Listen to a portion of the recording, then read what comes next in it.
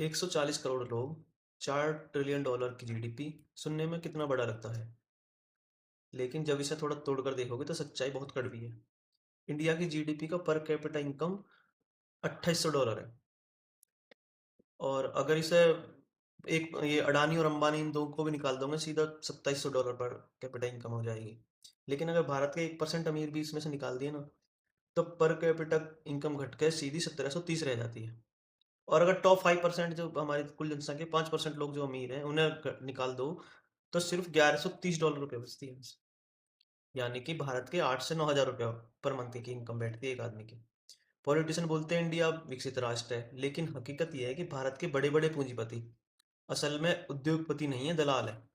क्योंकि उन्होंने न तो कोई नया प्रोडक्ट बनाया, ना कोई रिसर्च करी, बस सरकार के साथ शॉर्टकट बिठाई और जनता की जेब काटी जैसे भी हो सकती, चाहे रोड बना के या लाइट्स हो या हर तरह से।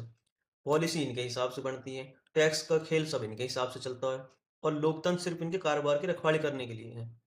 ये बैंकन से लेते हैं हजारों करोड़ का लोन, आसानी से माफ करवा लेते हैं, लेकिन अगर तुम ये हम और आप अपने घर के लिए भी लोन लेंगे तो बैंक हमारी खाल उतार लेंगे, वाह हिसाब की पेनल्टी और वो लगे हैं एक आदमी पे रिकवरी के नाम पे।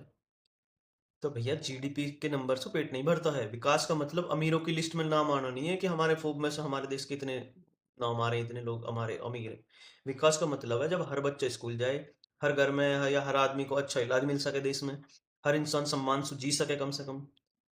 और जब तक ये नहीं होता तो 4 ट्रिलियन 10 ट्रिलियन 20 ट्रिलियन सिर्फ आंकड़े हैं, सिर्फ छलावा है। हम आम जनता का जीवन पे क्या असर पड़ रहा है इन चीजों से। भारत अमीरों का देश नहीं है, भारत 140 करोड़ लोगों का देश है। जब तक ये 140 करोड़ लोग खुश नहीं है, सुरक्षित नहीं है, तो जीडीपी के नंबर कितने बढ़ते घटते घटते रहो, इनसे असल जीवन पे क्या फर्क पड़ रहा है।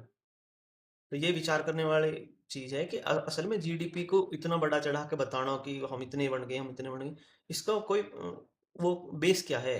क्या उससे क्या साबित कर सकते हो तुम?